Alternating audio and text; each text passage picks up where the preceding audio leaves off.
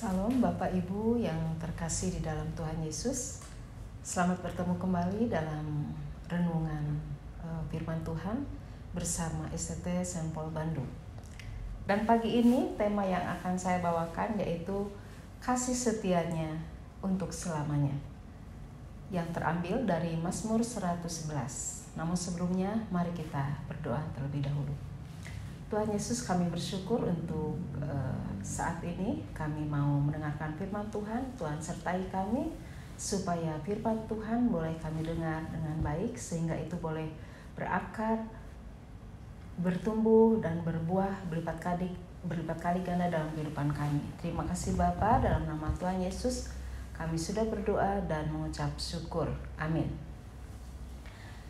Saudara, dalam kehidupan kita, ya tentu kita banyak sekali memiliki pergumulan, permasalahan, ya secara umum demikian hidup manusia. Namun sebagai orang percaya tentu juga tidak lepas dari pergumulan dan persoalan. Namun tentu saja setiap manusia juga memiliki kemampuan dalam merespon peristiwa-peristiwa yang terjadi dalam hidupnya, ya sehubungan dengan masalah dan pergumulan tersebut. Mungkin ada rasa kesal, ada lontaran cacian, keluh kesah, dan cercaan bisa timbul dalam pikiran kita maupun dalam mulut kita. Ya, seakan-akan Allah tidak pernah hadir, seakan-akan Allah itu absen dalam kehidupan kita.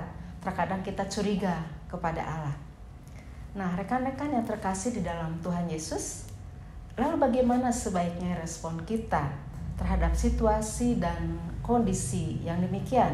Terlebih kita adalah orang percaya, anak-anak Tuhan. Pertanyaan saya, pernahkah kita mengalami kemenangan bersama dengan Tuhan? Kita harus yakin, saudara, bahwa Allah yang sudah memberikan kemenangan kepada kita di waktu yang lalu, Allah juga akan memberikan kemenangan kepada kita di waktu sekarang dan waktu yang akan datang. Oleh karena itu, mari kita melihat bagaimana nasihat pemazmur untuk para pembacanya, khususnya untuk kita sebagai orang percaya. Kita akan lihat di dalam Mazmur 111 ayat 1 sampai dengan ayat yang ke-10. Haleluya, aku mau bersyukur kepada Tuhan dengan segenap hati, dalam lingkungan orang-orang benar dan dalam jemaah. Rekan-rekan yang terkasih di dalam Tuhan Yesus, pemazmur bertekad untuk bersyukur kepada Allah dengan segenap hati. Ya, dalam artian tidak setengah-tengah, ya, tidak setengah-setengah dalam situasi dan kondisi apapun. Pemazmur bertekad untuk bersyukur kepada Allah dengan segenap hati. Bersyukur kepada Allah baik secara pribadi maupun ketika tergabung dengan kumpulan orang banyak, artinya dalam kumpulan jemaat. Jadi rasa syukur itu perlu kita sampaikan kepada Allah baik secara pribadi maupun berjemaat. Nah, inilah yang dinasihatkan pemazmur kepada kita ketika kita menghadapi situasi dan kondisi yang mungkin tidak kita inginkan, atau ketika kita menghadapi persoalan dan masalah. Bagian kita bersyukurlah kepada Tuhan dengan segenap hati dalam segala situasi dan kondisi. Nah, kemudian kita melihat ayat yang kedua, besar perbuatan-perbuatan Tuhan, layak diselidiki oleh semua orang yang menyukainya. Kita melihat pada bagian kedua ini, ya tentu pemazmur menasihatkan untuk kembali merenungkan semua perbuatan Tuhan atas kita. Makanya tadi saya katakan di depan bahwa ketika kita mengalami kemenangan, punya pengalaman bersama Tuhan, pengalaman kemenangan, maka pengalaman itu juga akan kita alami baik di masa sekarang maupun yang akan datang. Untuk itu pemazmur mengajak kita untuk kembali merenungkan semua perbuatan Tuhan atas kita. Ya, kita sepatutnya merenungkan hal itu. Kemudian di ayat ketiga, agung dan bersemarak pekerjaannya dan keadilannya tetap untuk selamanya. Ya, jadi perbuatan-perbuatannya itu ajaib, dilakukannya dengan kasih sayang, ya, dan untuk selama-lamanya. Ya, tidak ada sesuatu pun yang buruk yang dikerjakan Tuhan. Agung dan semarak pekerjaannya. Berarti tidak ada sesuatu pun yang buruk yang dibuat Tuhan untuk kita. Ya, semuanya berdasarkan pertimbangan dan kebijakannya. Semua berdasarkan kasih sayangnya. Hal itu tercatat di ayat keempat ya. Perbuatan-perbuatannya yang ajaib dijadikannya peringatan. Tuhan itu pengasih dan penyayang. Nah, jadi sampai dengan ayat 4 ya, kita melihat bahwa pemazmur menasihatkan kepada kita untuk kembali mengingat pekerjaan Tuhan. Ya, pekerjaan Tuhan itu agung dan semarak dan dikerjakan dengan keadilannya untuk selama-lamanya. Jadi sekali lagi bahwa tidak pernah Allah mereka-rekakan yang buruk kepada umatnya. Nah, kemudian di ayat yang kelima kita melihat diberikannya rezeki kepada orang-orang yang takut akan Dia. Ia ingat untuk selama-lamanya akan perjanjiannya. Kemudian ayat ke-6, kekuatan perbuatannya diberitakannya kepada umatnya dengan memberikan kepada mereka milik pusaka bangsa-bangsa. Ayat ke-7, perbuatan tangannya ialah kebenaran dan keadilan. Segala titahnya teguh, kokoh untuk seterusnya dan selama-lamanya. Dilakukan dalam kebenaran dan kejujuran.